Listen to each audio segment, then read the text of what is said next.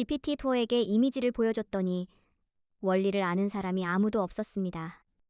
GPT-12이 제미니 이미지 보고 설명하는 AI 지금은 당연하게 쓰고 있잖아요. 근데 이게 어떻게 가능한지 실제로 설명할 수 있는 사람 생각보다 많지 않습니다. 더 정확히는 이 기능의 출발점이 된 논문 하나를 대부분 모릅니다. 오늘은 멀티모달 AI의 시작점, 엘에비아 논문을 완전히 뜯어봅니다. 텍스트만 아는 GPT-4가 어떻게 이미지 학습 데이터를 만들었는지, 그리고 오픈소스 모델이 GPT-4의 81%를 따라잡은 방법, 숫자로 직접 보여드릴게요. 이 영상 보고 나면 GPT 딥스위가 왜 가능했는지, 구조부터 데이터까지 설명할 수 있게 됩니다. 오늘 이 논문을 같이 파헤쳐볼 전문가를 모셨습니다. 안녕하세요. 반갑습니다. 바로 들어가 볼게요. 오늘 다룰 논문이 어떤 논문인지 소개해 주실 수 있어요? 네, 안녕하세요. 오늘 논문은 2023년 4월에 공개된 Visual Instruction Tuning입니다. 저자는 허우션 리우, 춘유한 리, 킹양우, 영제이 리 네 분이고요.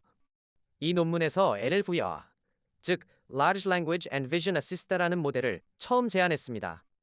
한 문장으로 정리하면 이 논문 하나가 멀티모달 A의 판도를 바꿨다고 하고 해도 과언이 아닙니다. 판도를 바꿨다고 하셨는데 그 전에 어떤 상황이었는지부터 잡아주시면 좋을 것 같아요. GPT 팀임에서 챗GPT로 넘어오면서 텍스트 AI가 엄청 좋아졌잖아요. 그 비결이 뭔가요? 핵심은 인스트럭션 튜닝이에요. 사람이 직접 만든 지시응답상, 그러니까 이렇게 물으면 이렇게 답해라 형태의 데이터로 LLM을 미세 조정하는 방식입니다. 이걸 통해서 한 번도 보지 못한 새로운 질문에도 잘 답하는 제로 샷 능력이 급격히 향상됐거든요. 아, 그러면 텍스트에서는 그게 됐는데 이미지에서는 왜 같은 일이 안 일어났던 거예요? 거기서 벽이 있었습니다. 기존의 멀티모달 A의 연구가 없었던 건 아니에요. CLIP라는 모델이 이미지와 텍스트를 매칭하는 건 잘했고, 플라밍고 같은 모델은 이미지를 보고 대화도 어느 정도 가능했어요. 그런데 CLIP는 이미지가 뭔지 분류하는 수준이지 사용자 지시를 수행하는 대화형 AI는 아니었고, 플라밍고는 대규모 독점 데이터가 필요했고 오픈소스도 아니었어요. 그럼 결국 데이터가 문제였던 거네요. 정확합니다. 진짜 병목이 거기 있었어요. 이미지랑 언어 지시 응답상 데이터를 어떻게 만드느냐. 수만 장을 사람이 직접 레이블링하면 비용이랑 시간이 도저히 감당이 안 됩니다. 그래서 멀티모달 인스트럭션 튜닝은 아무도 제대로 못하고 있었던 거예요. 그래서 이 논문에서는 그 문제를 어떻게 풀었어요? 여기서 이 논문의 핵심 아이디어가 나오는데요. GPT-4한테 시켰습니다. 네, 잠깐만요. GPT-4는 텍스트 전용 모델 아닌가요? 이미지도 못 보는 모델한테 이미지 학습 데이터를 만들라고요? 맞아요. 바로 그게 반전인 거예요. GPT-4는 이미지를 못 봅니다. 그런데 이 논문의 저자들은 이렇게 생각한 거예요. 이미지를 텍스트로 표현해 놓으면 어떨까? COCO 데이터셋에는 이미지마다 캡션, 즉 텍스트 설명이 이미 있거든요. 거기에 바운딩 박스 좌표 정보까지 텍스트로 같이 넣어서 GPT-T에게 주면 GPT-4가 텍스트만 보고 이미지를 보는 것처럼 대화 시나리오를 생성할 수 있다는 거죠. 와, 그러니까 이미지 자체는 GPT-4한테 안 보여줬다는 거죠? 이미지에 대한 텍스트 설명만 줬는데 이미지 학습 데이터가 만들어진 거예요?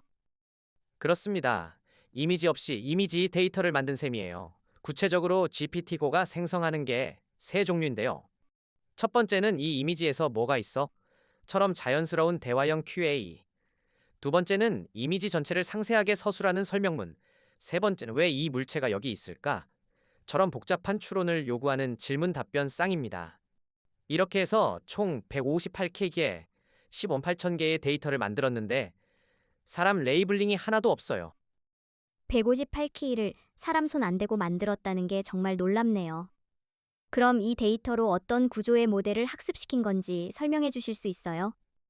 LEV의 구조는 생각보다 단순해요. 크게 세 부분으로 나뉩니다. 첫 번째가 Vision Encoder, CLIP의 VITL 실트 모델을 그대로 씁니다. 이미지를 입력받아서 특징 벡터로 변환하는 역할이에요. 두 번째가 Projection Layer, 논문에서는 W라고 표기하는데 이미지 벡터를 LLM이 이해할 수 있는 언어 공간으로 매핑하는 단순한 선형 변환입니다. 그리고 세 번째가 LLM의 비쿠나라는 LMA 기반 언어 모델이 언어 이해와 생성을 담당해요. 프로젝션 레이어가 핵심이겠네요. 이미지 신호를 언어 신호로 번역하는 다리 역할인 거잖아요. 정확하게 짚었어요. 복잡한 구조가 아닙니다. 이미지 신호를 언어 신호로 번역하는 다리 하나를 놓은 것인데 이 단순함이 나중에 엄청난 확장성을 만들어냅니다. 그럼 이 구조를 어떻게 학습시켰어요? 한 번에 다 학습시킨 건 아니죠? 두 단계로 나눕니다. 1단계는 프리트레이닝인데 프로젝션 레이어만 학습시켜요. 이미지와 텍스트를 정렬하는 능력만 먼저 잡는 거예요. 2단계는 파인 튜닝으로 프로젝션 레이어랑 LLM 전체를 같이 학습시켜서 실제 지시 수행 능력을 학습합니다. 중요한 건 비전 엔코더, 즉 쉐러의 빔은 두 단계 모두 동결 프로즌 상태예요. 건드리지 않아요. 왜 두 단계로 나눴어요? 그냥 처음부터 다 같이 학습시키면 안 되나요? 효율 때문이에요. 쉐러 AP는 이미 이미지를 잘 보는 능력을 갖추고 있으니까 굳이 다시 가르칠 필요가 없는 거예요. 1단계에서 연결 다리만 먼저 만들어 놓고 2단계에서 그 다리를 통해 언어 모델이 이미지 맥락을 이해하면서 지시를 수행하도록 학습시키는 거죠. 계산 비용도 훨씬 아끼고요. 아, 합리적이네요. 이제 결과가 궁금해지는데요. 아까 85.7%랑 92.5% 이게 어떤 의미인지 제대로 알고 싶어요. 평가가 두 가지예요.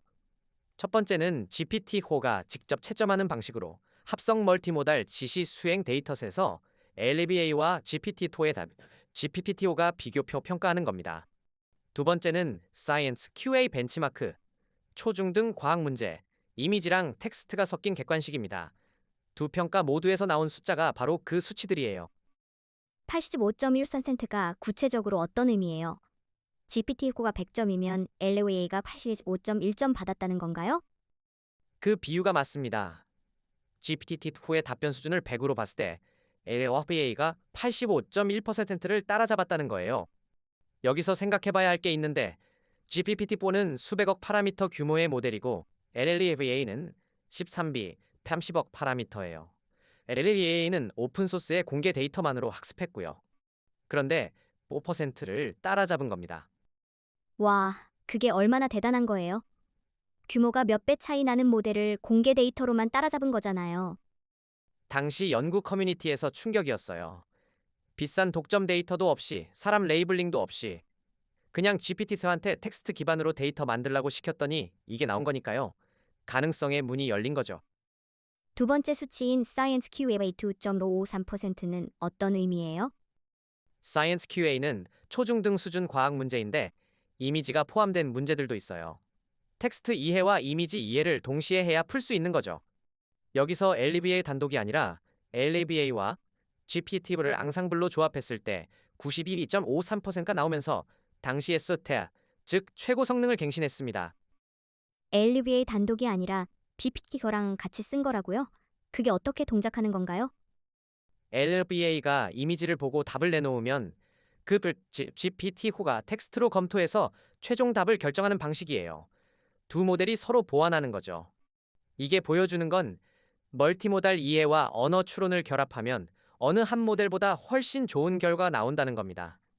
과학적 추론과 이미지 이해를 동시에 하는 게 진짜 멀티모달의 의미거든요. 그럼 다 완벽한 거예요. 한계는 없나요? 당연히 있죠. 이 논문이 신뢰가 가는 이유 중 하나가 저자들이 한계를 숨기지 않고 직접 리미테이션 섹션에 적었다는 거예요. 가장 큰 문제는 hallucination, 환각 현상입니다. 실제로 이미지에 없는 물체를 있다고 설명하거나 없는 관계를 만들어내는 경우가 있어요. 왜 생기는 거예요? 학습 데이터가 GPT-4가 생성한 텍스트 기반이기 때문이에요. GPT-4가 이미지 캡션을 보고 추론한 데이터니까 실제 이미지와 완벽하게 대응하지 않는 경우가 생기는 거죠. 저자들도 이걸 향후 연구 과제로 명시했어요. 논문이 한계를 숨기지 않은 것 자체가 이 연구의 성숙함을 보여줍니다. 다른 한계도 있어요? 있습니다. 단일 이미지만 처리할 수 있어요. 여러 이미지를 동시에 보고 비교하는 건 안 됩니다. 그리고 CLAP 입력 사이즈가 고정되어 있어서 저해상도 제약이 있고요. GPT-4가 생성한 데이터의 편향이 그대로 모델에 전이될 위험도 있습니다. 그러면 이렇게 한계도 있는데 왜 역사적인 논문이에요? 한계가 있는데도 역사적인 이유는 이 논문이 멀티모달 AI는 소수 빅테크만 할 수 있다는 믿음을 깨뜨렸기 때문이에요. 비싼 인간 레이블링 없이도 멀티모달 인스트럭션 튜닝이 가능하다는 걸 증명했고, 코드, 데이터, 모델을 전부 오픈소스로 공개했어요. 결국 방법론이 혁신이었던 거네요. 모델 구조가 특별히 복잡했던 게 아니라 맞아요. 어떻게 데이터를 만드느냐라는 문제를 완전히 다른 방향으로 접근한 거예요. 텍스트 AI한테 이미지 데이터를 만들게 한다. 이 발상 전환이 핵심입니다. 구조는 단순했지만 아이디어는 혁신적이었어요. 이 논문이 공개된 이후에 연구 흐름이 어떻게 바뀌었어요? 2023년 4월에 LLVA가 공개되자마자 커뮤니티에서 즉시 재현하고 확장하기 시작했어요. 그리고 같은 해 10월에 LEA1 1.5가 나오는데 성능이 대폭 향상됩니다.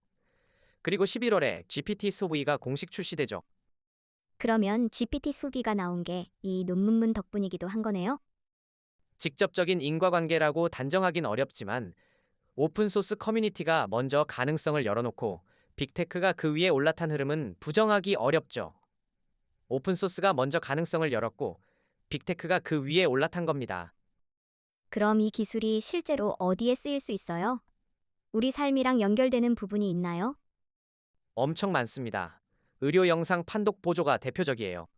엑스레이나 MRI 이미지를 보고 이상 징후를 텍스트로 설명해 줄 수 있죠. 제조 현장에서는 카메라로 찍은 제품 이미지에서 불량을 검출하고 원인을 설명하는 데 쓸 수 있고요.